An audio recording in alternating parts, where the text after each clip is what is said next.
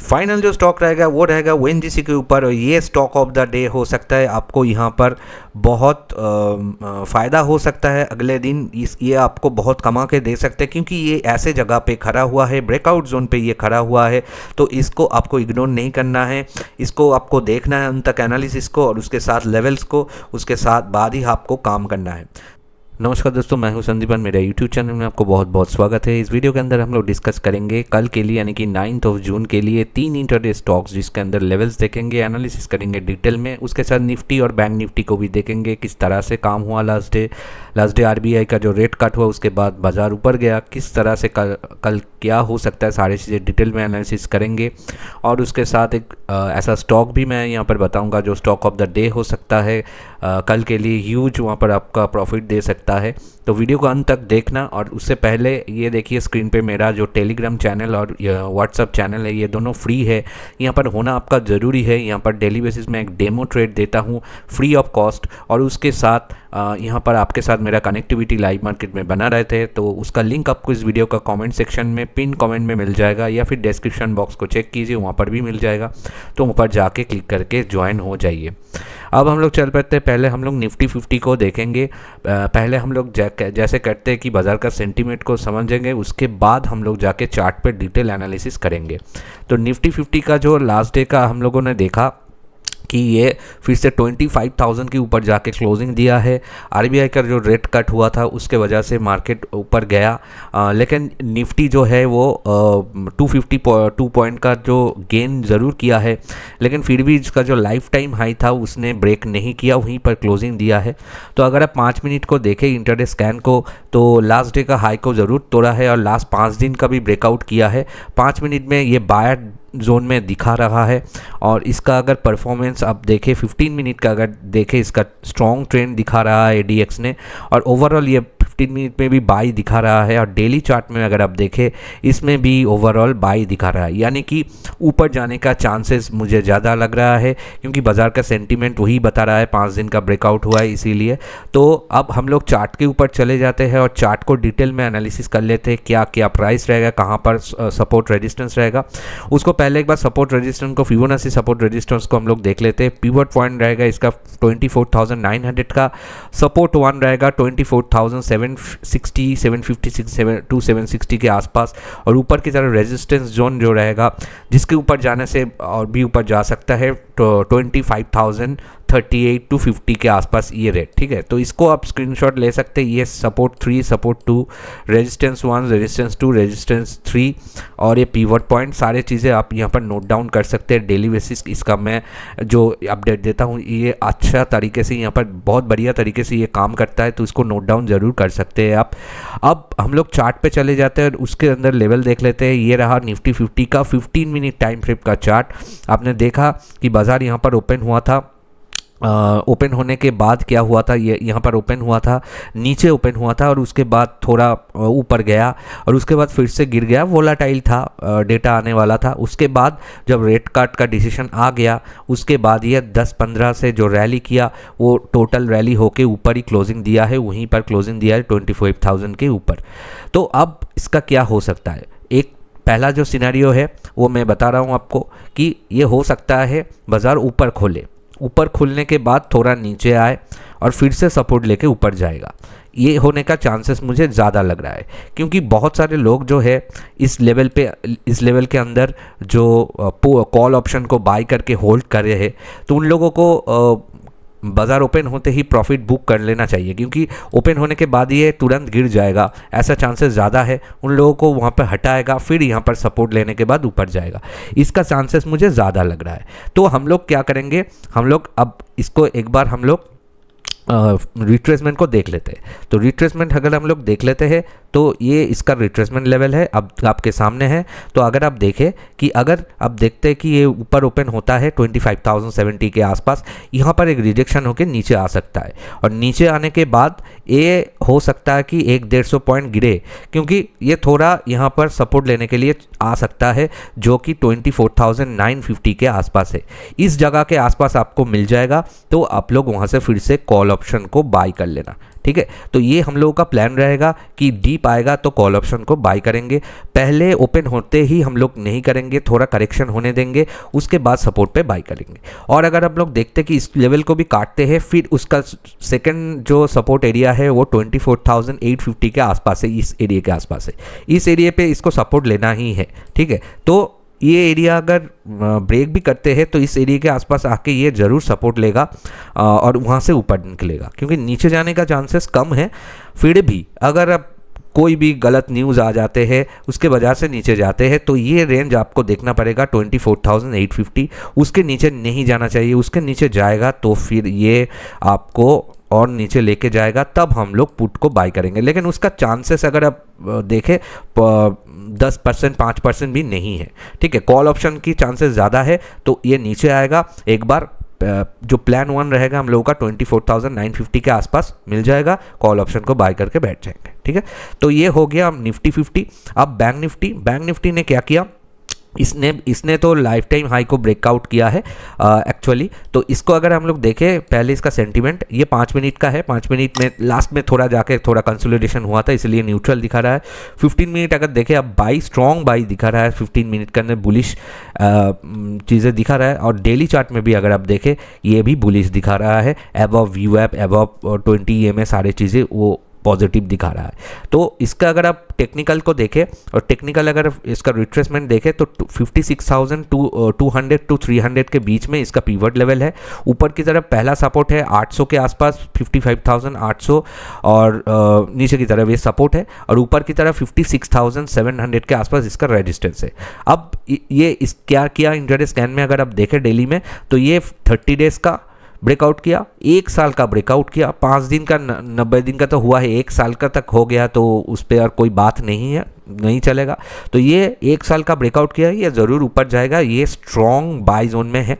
फिर भी ये पहले हाफ में वही कर सकते हैं, अगर आप बाय करके बैठे हुए हैं कॉल ऑप्शन को, तो पहले इसको अगर हम लोग इसका रिट्रेसमेंट अगर हम लोग देख लेते हैं तो ये आप देख सकते हैं कि ये हो सकता है पॉसिबली, ये अगर आप देखें कि ये इसका एक्चुअली सपोर्ट जोन यहाँ पर है, ठीक है, ये 56,200।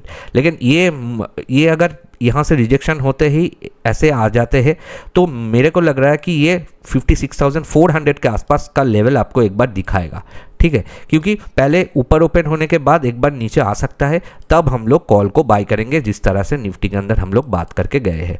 फिर भी ये 56,200 के नीचे नहीं जाना चाहिए, उसके नीचे जाएगा तो पुट को सोचेंगे, लेकिन पुट को सोचने का भी चांसेस मुझे नहीं लग रहा है कि ये देगा। आप लोगों को एक बार 200-300 पॉइंट नीचे मिलने से ही कॉल ऑप्शन को बाय करना है, ठीक है। तो ये रहा हम लोग का निफ्टी और बैंक निफ्टी का कल का प्लानिंग 9 जून का।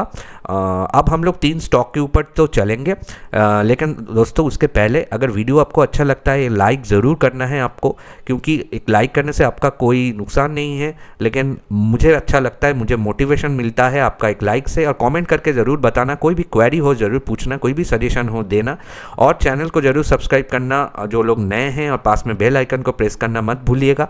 और हाँ, मैंने एक स्विंग ट्रेड के लिए वीडियो कल अपलोड किया है, जो मैं मेरे चैनल के अंदर भी है और मैं एंड स्क्रीन में भी जोड़ूंगा।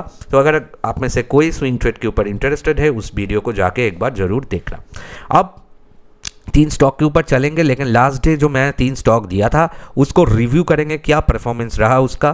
पहले मैंने बताया था पावर ग्रिड कॉर्पोरेशन के ऊपर मैंने जो बाइंग लेवल दिया था 296 का, इसने बाई एक्टिवेशन दिखाया था, सेल एक्टिवेशन इसने नहीं दिखाया, तो इसको मैं पहले हटा देता हूं। तो बाई एक्टिवेशन यहां पर दिखाया था, और बाई होने के बाद अगर आप देखें, ये देखिए 296 के ऊपर मैंने बाई बोला था, और ये ऊपर थोड़ा ही ऊपर जा पाए थे, क्योंकि पहले हाफ में ये नीचे ओपन हुआ था, ठीक है, तो यहाँ से 290 के आसपास ही ओपन हुआ था, तो सेल तो नहीं हुआ था, फिर भी ये जाके इस यहाँ पर बाई जाके थोड़ा बहुत प्रॉफिट हम लोगों को दिया था। सेकंड जो हम लोगों ने बात किया था वो था हम लोगों का पीएफसी के अंदर, यानी कि पावर फाइनेंस कॉर्पोरेशन, उसके अंदर क्या हुआ, बाई लेवल एक्टिवेशन हुआ था। आप देख सकते हैं कि 410 के ऊपर से आप देखिए यहाँ पर इसने एक्टिवेशन दिया था 10 बजे के आसपास, तो उसके बाद आप देखिए ये 421 तक गया था, यानी कि दोनों टारगेट, पहला टारगेट सेकंड टारगेट, दोनों टारगेट हिट होने के बाद भी प्रॉफिट दिया। ह्यूज इसके अंदर हम लोगों को गेन मिला है last day power finance corporation के अंदर। और थर्ड जो मैंने दिया था एक्सिस बैंक को, एक्सिस बैंक में भी जो आरबीआई का डेटा आया उसके वजह से उछाल आया, और ये भी हम लोगों का आप देख सकते हैं कि बाइंग लेवल एक्टिवेशन मिल गया था हम लोगों को यहाँ पर 10 बजे के आसपास, 10:15 के आसपास 1172 के आसपास मैंने बाई बोला था। अब देखिए यहाँ पर बाइंग लेवल मिलने के बाद सीधा ऊपर निकल गया और 1200 तक ये गया था, और हम लोगों का दोनों टारगेट हिट हो गया। ह्यूज प्रॉफिट दिया पावर फाइनेंस और एक्सिस बैंक, और जो पावर ग्रिड है उसके अंदर छोटा सा प्रॉफिट मिला, लेकिन बाकी दो स्टॉक एकदम डबल टारगेट हिट हुआ है। अगर आपको मैच करवाना है, ये जो एपिसोड है इसको आप मिल जाएगा 7 जून के लिए जो एपिसोड है, एंड स्क्रीन में मैं जोड़ दूंगा। उसके साथ अब मेरे चैनल के अंदर जाइए, जो कि आपको 6 जून के लिए जो मैंने एनालिसिस किया था उसको जाके एक बार चेकआउट कर लीजिए, और उस पर जो मैंने बताया था उसके साथ जो मैंने अभी रिव्यू किया उसको मैच करवा लीजिए, ठीक है। अब हम लोग 3 स्टॉक के ऊपर चले जाते हैं। पहला स्टॉक हम लोगों को रहेगा अशोक लेलैंड के ऊपर। ये एक ऑटो सेक्टर स्टॉक है। पहले इसका हम लोग चार्ट पे एनालिसिस करने से पहले हम लोग इसका सेंटीमेंट देख लेते हैं अशोक लेलैंड का। अशोक लेलैंड आप देख सकते हैं कि 5 मिनट में अगर आप देखें कि 20 ईएमए को ब्रेकआउट किया है, 5 दिन का ब्रेकआउट भी किया है इसने, ठीक है। तो ये स्ट्रॉन्ग जोन पे, ये स्ट्रॉन्ग बाई जोन पे बैठे हुए हैं अशोक लेलैंड, और 15 मिनट पे भी ये स्ट्रॉन्ग बाई पे दिखा रहा है, और डेली चार्ट में भी ये बाई दिखा रहा है। ओवरऑल इसके अंदर बाइंग ट्रेंड है, तो हम लोग बाई को ज़्यादा प्रेफर करेंगे। अगर आप डेली चार्ट पे देखें, ये 5 दिन का जो हाई ब्रेकआउट किया है उसको हम लोग नज़र पे रखेंगे। तो इसका चार्ट, ये 15 मिनट टाइम फ्रेम का चार्ट है अशोक लेलैंड का। तो अगर आप इसको ओवरऑल इसका अगर हम लोग एनालिसिस कर लेते हैं तो उसको हम लोग रिट्रेसमेंट लगाएंगे इसका। तो ये चला आया इसका लेवल। तो इसका अगर आप देखें कि इसका जो 62% का एरिया है 243, ये इंपॉर्टेंट जोन है। यहाँ से एक बार यहाँ पे रिजेक्शन हुआ था, यहाँ पर भी रिजेक्शन हुआ था, अब फिर से ये यहाँ से आने के बाद फिर से ऐसे जा रहा है। तो इस एरिया को ब्रेकआउट अगर करेगा तो ये आपको ज़बरदस्त प्रॉफिट देखने को मिलेगा, यानी कि बाइंग लेवल जो बनेगा वो रहेगा बाई अबव, जो रहेगा 243 के ऊपर। अभी 242 के आसपास चल रहा है। स्टॉप लॉस हम लोग लगाएंगे इसका जो 50% का एरिया है 241 का, उसमें 241 का स्टॉप लॉस रहेगा। और जिस तरह से हम लोग काम करते हैं, टारगेट 1:1, 1:2 हम लोग करते हैं। 2 पॉइंट का स्टॉप लॉस है, तो पहला टारगेट 245 और सेकंड टारगेट 247। तो ये हो गया हम लोगों का बाइंग लेवल, जिसके चांसेस ज़्यादा है, जैसे मैंने बोला वो आपको दिखाया सारी चीज़ें, सेंटीमेंट। तो अब इसका अगर नीचे आते हैं, और नीचे आने के बाद अगर ये बाई चांस यहाँ से रिजेक्शन होकर ज़्यादा नीचे गिर जाते हैं, और इसका 38% का एरिया है जिसका चांसेस कम है, फिर भी मैं दे के रखता हूँ यहाँ पर 239 के नीचे अगर जाते हैं तो हम लोग उसको वहाँ से सेल करेंगे, लेकिन इसका चांसेस मुझे कम लग रहा है। 239 के नीचे जाएगा तो उसको शॉर्ट सेल करेंगे, और स्टॉप लॉस लगाएंगे 241 का, और टारगेट 1:1 के हिसाब से 237 और 1:2 के हिसाब से 235। तो ये बाइंग एंड सेलिंग लेवल जिसके बाई चांसेस ज़्यादा है अशोक लेलैंड के अंदर, तो उसके आपको देख के ट्रेड करना पड़ेगा। एक बात मैं क्लियर करना चाहूँगा कि दोस्तों, यहाँ पर जो भी मैं ट्रेड देता हूँ, जो भी मैं व्यू देता हूँ, मेरा खुद का व्यू है, कोई भी ये किसी तरह का कॉल टिप नहीं है। ये educational and case study purpose, training purpose में देता हूँ। अगर आपको इसके ऊपर ट्रेड करना है तो खुद भी इसके ऊपर एनालिसिस कीजिए, खुद का भी एक व्यू पॉइंट बनाइए, उसके बाद अपने पे रिस्क एपेटाइट को समझिए, क्योंकि बाजार में रिस्क हमेशा होता है, उसके हिसाब से देख के ही काम कीजिए, ठीक है। अब हम लोग सेकेंड व्यू में चलेंगे। सेकेंड जो व्यू रहेगा वो रहेगा हम लोगों का हिंदुस्तान कॉपर के ऊपर।